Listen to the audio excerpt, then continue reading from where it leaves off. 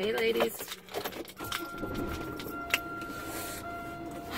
I just have a quick update today, and that is to say that I finally talked to California Cryobank geneticist, and what she told me is that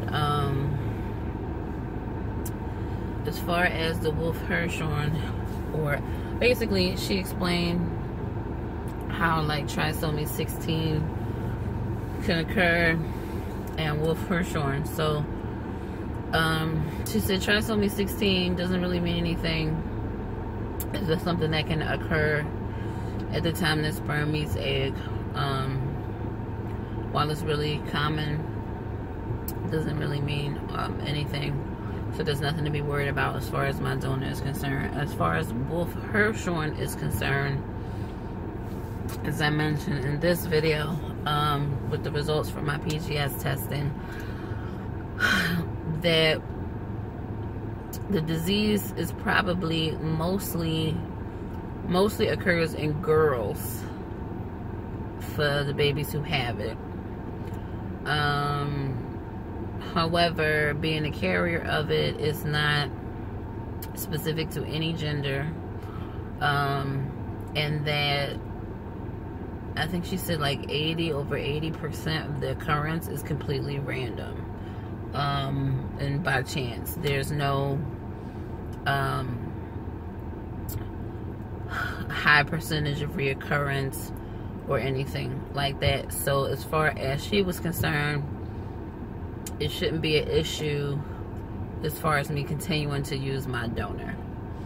What she did say is that my donor did have more than 5 reported pregnancies, less than 5 live births, but most of his reported pregnancies are due the end of this year.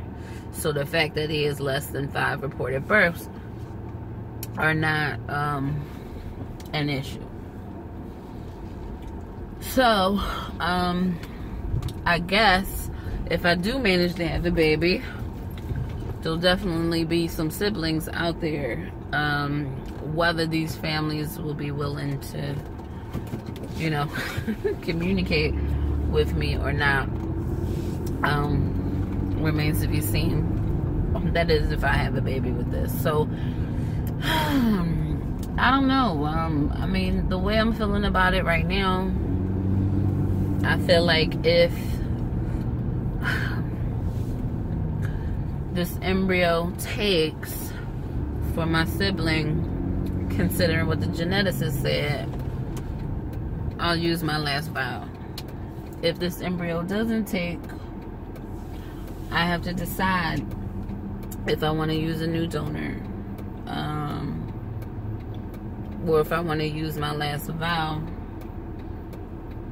to hopefully get enough. So I don't know.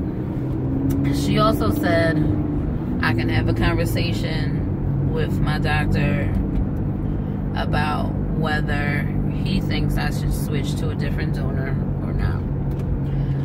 I asked her if she thought I should get genetic testing. She said Wolf Hirschhorn is not something that they would test specifically for, not even to see if you're a carrier of it, because I guess because it's extremely rare, or because it's not something that you typically see in the parents. So like if a parent was a carrier or had Wolf Hirschhorn, you know, the symptoms would be obvious. So, according to them, I don't need a new donor. But if I did need a new donor, what would that mean to them, right? So would they be biased against saying whether I needed a new donor or not? I don't know. But I kind of feel like, you know, if I go through this again and I see this again, it's going to be like, okay, now this is 2 different sections. You know, they might try to blame me, see if I'm a carrier. I don't know. don't know. It's a really hard decision, right? I don't know. I really like my donor. She seemed to be familiar with him. She said another woman needed him to do, they had to bring him in and do some special genetic testing because someone else who picked him was a carrier for something specific, and they wanted to know if he was a carrier. Even though he's retired, she said he was eligible to be reinstated if he wanted to be, if I wanted to have a sibling with him later on. So there's that as well. So yeah, they didn't see anything pressing. And basically what she explained is, because she was like, well, are you sure that this fits the Wolf-Hirschhorn, that if this was in that criteria? And I said, yeah, the partial deletion was on band 15.2, and I believe it's between bands 15 and 17. She said, yeah. So she said, 80-85% of the cases are random, completely random, that these deletions happen in. So they're not related to one parent or the other. And I brought up that I was concerned that, my embryos, I had 5 that made it to 4 and then they just arrested. And that was a concern, that maybe there was something going on chromosomally that might make them arrest. And she just said, that's just kind of par for the course or whatever. But then I was explaining to her how I had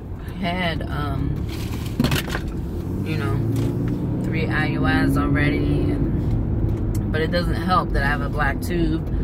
There's no confirmation that sperm met egg or anything like that. So, she's just like, oh, well, yeah. The fact that nobody else has reported anything. Well, how many people will report PGS results? How many people will report that? I don't know how many people have gone through IVF, had PGS results, saw something weird, or even investigated what the results meant to say, this is something I might need to be concerned about as far as my donor is concerned. I mean, how many people do that? I don't know. I mean, I did that, and she was just like, oh, it's basically, it really sounds like you did your research, and these are viable concerns, and this is that and the other. But at the end of it, it was like, oh, well, you should talk to your doctor. Well, my doctor's not a geneticist. He's just basically going to say, do what you feel you need to do. He can care less what donor I use, right? I don't know. Maybe I'll mention it to him. I mean, I'm going to use my normal embryo. I mean, I really wouldn't want to, pay for another vial of sperm if I can avoid it. Especially when I got one left. The one I do have left is one that I won in a contest. I don't want to think that was by chance, that I won 4 free vials in a contest. I don't want to think that was by chance at all.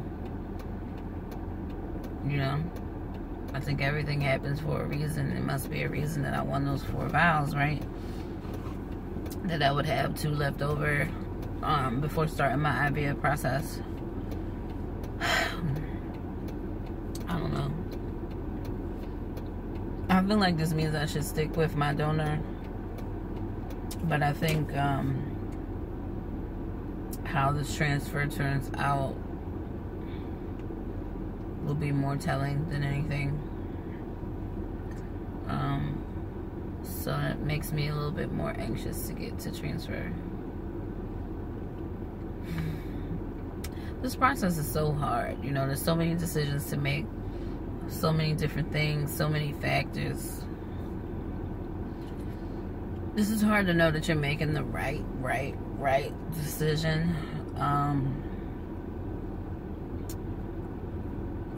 And a lot of it is just kind of like gut and what you feel. And I don't feel like, I just had a concern. You know, I know you don't know how much is due to my eggs being older, or how much is due to just maybe his DNA maybe not matching up to my DNA.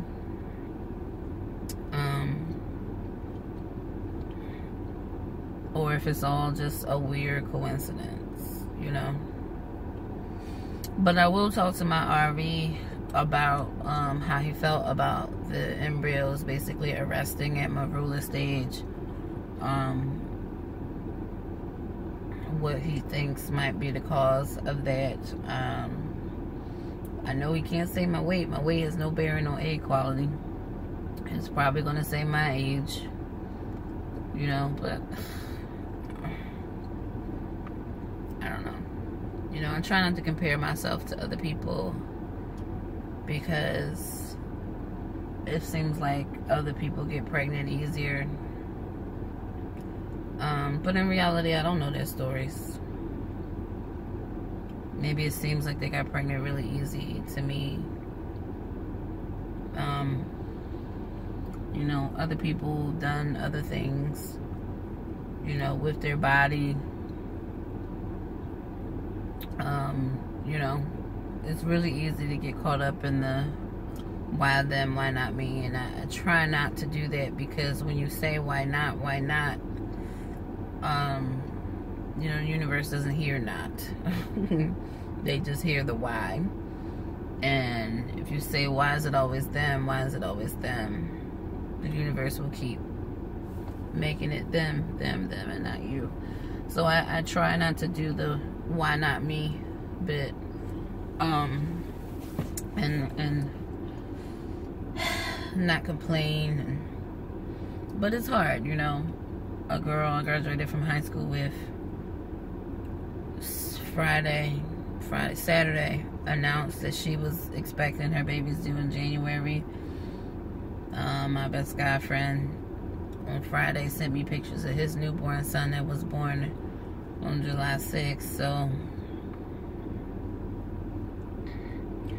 you know, babies abound, babies around, babies everywhere, but here.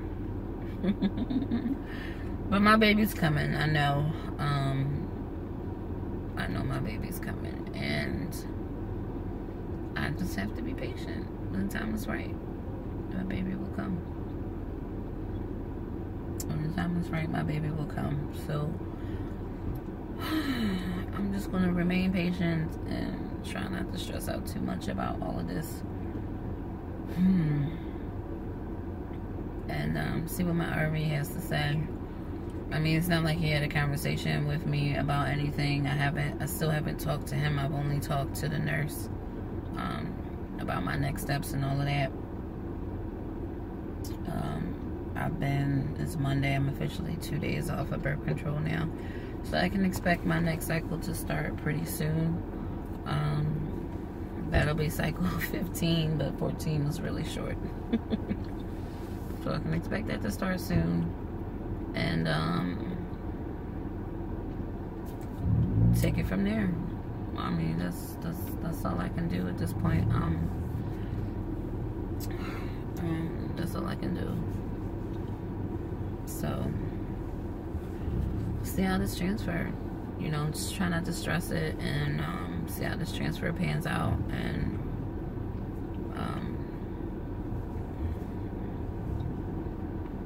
you know, see what I can make happen, you know, because you know, I'm like emotionally attached to my donor. You know, I really don't want to have to pick another one. So we'll see how it goes. But before this gets too long, since I'm just rambling now, I'm gonna go in here and into Walmart so I can get something to eat and stick to my diet and all that great stuff. So sticky baby dust to all those TTC.